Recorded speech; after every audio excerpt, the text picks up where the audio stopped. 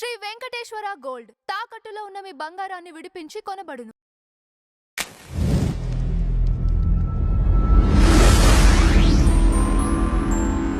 నమస్తే మ్యామ్. నమస్తే అండి. మ్యామ్, దేశవ్యాప్తంగా ఇప్పుడు ఎఫ్సిఆర్ఏ అనే బిల్లు గురించి చర్చ జరుగుతుంది మ్యామ్.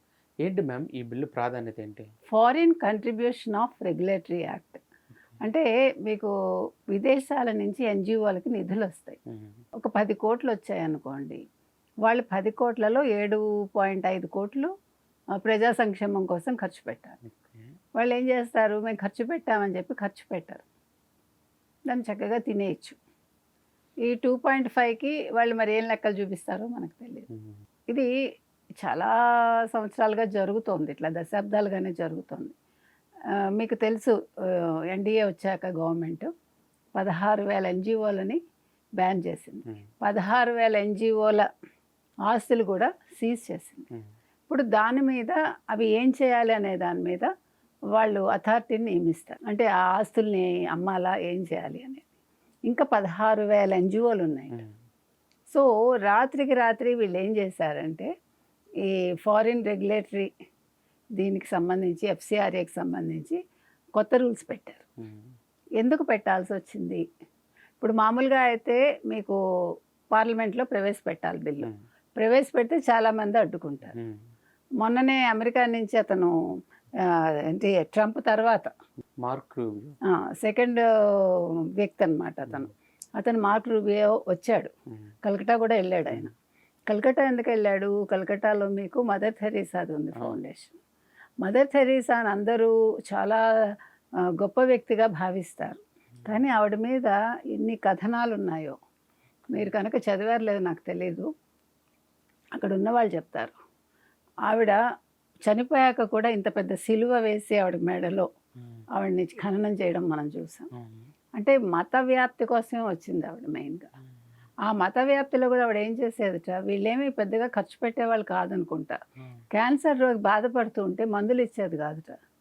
నిన్ను అమ్మ నాకు నొప్పిగా ఉంది అంటే, భరించలేకపోతున్నాను ఈ బాధ అంటే, నిన్ను జీసస్ ముద్దు పెట్టుకుంటున్నాడు అనేది, మందు ఇవ్వకుండా. ఆవిడ నాకు జీసస్ నాకు వద్దు, నన్ను ముద్దు పెట్టుకోవద్దు, నాకు మందు ఇవ్వండి, నేను ఈ బాధ భరించలేకపోతున్నాను అంటే ఆవిడ వినేది కాదు. ఎన్ని కథలు ఉన్నాయో ఆవిడ మీద. అంటే కొద్దిగానైనా నిజం ఉంటుందిగా. నేను అనేది అది, ఎన్జిఓలు చేసే పని ఏంటి, వీళ్ళు మత ప్రచారం చేయడం. ఏదైనా ఒక కొత్తగా ఒక ప్రాజెక్ట్ వస్తుంది అనేసరికి దాని మీద పర్యావరణవేత్తలందరూ పడిపోతారు. ఎక్కడి నుంచి వస్తాయి డబ్బులు మీకు? ఇప్పుడు మీరు ఒక చిన్న ర్యాలీ చేయాలండి, ఫర్ ఎగ్జాంపుల్ అనుకుందాం, మీ దగ్గర డబ్బులు ఉంటాయా అజయ్? ఎంత ఖర్చు పెట్టాలి మనం? కనీసం ఒక 5,000 ఒక 10 మందిని కూడబెట్టాలి అంటే ఎక్కడి నుంచి వస్తాయి మనకి? మంచినీళ్ళు కావాలి, బేసిక్ ఫుడ్ ఇవ్వాలి వాళ్ళకి మనం ప్యాంప్లెట్స్ వేయాలి, బ్యానర్స్ కట్టాలి, ఏదో జెండానో ఏదో పట్టుకోవాలి. మీకు ఒక 10,000 ఖర్చు అవుతుందా? 15,000 మీ జీతం పెట్టి మీరు చేస్తారా? చేయగలరా? అవసరమేముంది?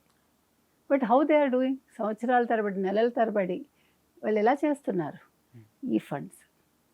ఇప్పుడు మీరు ఒక ప్రాజెక్ట్ వస్తోంది అంటే వెంటనే మీకు పడిపోతారు. పర్యావరణానికి ముప్పు, గిరిజనులకు ఇబ్బంది, ట్రైబల్ ఏరియాస్ అంతా కూడా ఇదైపోతాయి, లేకపోతే అడవులు నాశనం చేసేస్తున్నారు, లేకపోతే వాటర్ అంతా కలుషితం అయిపోతుంది.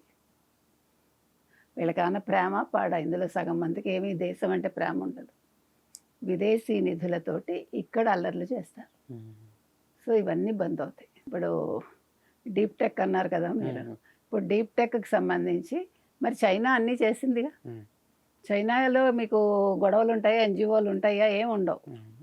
మరి ఇక్కడ ఎందుకు? వీళ్ళందరూ కూడా మరి లెఫ్టిస్ట్లో మావోయిస్ట్లో ఈ లెఫ్టిస్ట్లో మరొకళ్ళు మార్క్సిజం గురించి మాట్లాడేవాళ్ళు, వీళ్ళందరూ చైనా భావజాలమే కదా.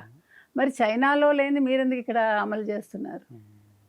సో ఈ ఎఫ్సిఆర్ఏలో వాళ్ళు ఏం చేస్తారంటే 2000 సంవత్సరంలో ఏదైతే ఉందో దాంట్లో మార్పులు చేర్పులు చేసి కొద్దిగా కొత్త రూల్స్ యాడ్ చేశారు.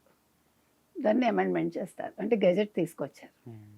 ఇంకా గొడవ ఉండదు అప్పుడు. గెజెట్ అయ్యాక అది దాని మీద ప్రశ్నించడానికి ఉండదు. ఇప్పుడు ట్రంప్ అదే కదా చేస్తున్నాడు అమెరికాలో. ఆయన వాళ్ళకి అపోజిషన్ ఒప్పుకోదు కాబట్టి, లేదు తన సొంత పార్టీ ఒప్పుకోదు కాబట్టి ఆయన అమెండ్మెంట్స్ చేసేస్తాడు.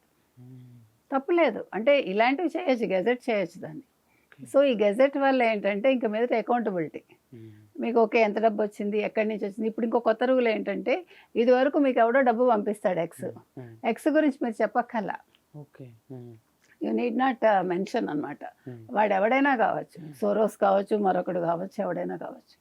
ఇప్పుడు అలా కాదు, ఎవరు పంపించారు, వాళ్ళ ఫోన్ నెంబర్ ఏంటి, వాళ్ళ ఈమెయిల్ ఏంటి, వాళ్ళ అడ్రస్ ఏంటి, అన్నీ ఇవ్వాలి. మరి ఇది కదా కావాలి, ట్రాన్స్పరెన్సీ ఉండాలి కదా.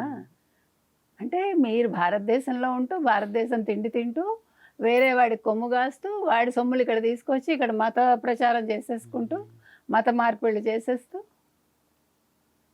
ఎన్ని సంవత్సరాలండి, అసలు ఎంత అన్యాయం ఒక్కసారి మీరు ఆలోచిస్తే. ఇంతకాలానికి ఇది జరిగింది, ఇది చాలా మంచి పరిణామం అండి. ఇంకా మీదట గిజగిజ కొట్టుకుంటారు ఎన్జిఓలన్నీ కూడా. ఇప్పుడు మీకు తగ్గుతాయి, ఇప్పుడు ఉద్యమాలు తగ్గుతాయి, అన్నీ తగ్గుతాయి. ఇప్పుడు పర్యావరణం గురించి ఎవరికి ఎంత ప్రేమ ఉందో మనకు తెలుస్తుంది. ఇంకా మీదట మీరు ఏది చేయాలన్నా యూ హ్యావ్ టు బి, ఇప్పుడు అంటే మీరు అకౌంటబిలిటీ, మీరు ఎందుకు చేస్తున్నారు, ఎవరిచ్చారు మీకు ఫండ్స్, ఎలా వచ్చాయి, ఇవన్నీ కూడా మీరు ప్రభుత్వానికి చెప్పాలి. ఇంకా నోరెత్తడానికి ఉంటుంది.